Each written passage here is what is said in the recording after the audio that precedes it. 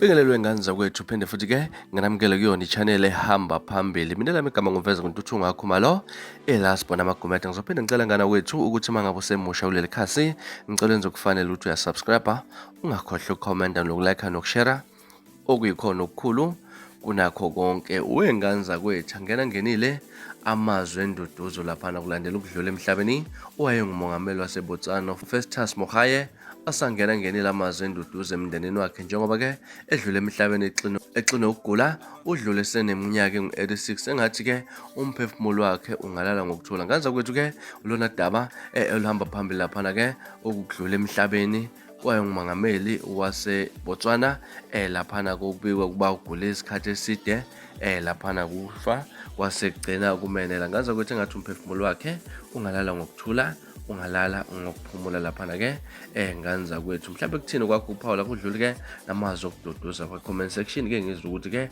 uthini ukwakho uPaula ngalolu daba. Ngelasponse ngiba manje ngiyabuya nezilandelakho kwividiyo elandelakho.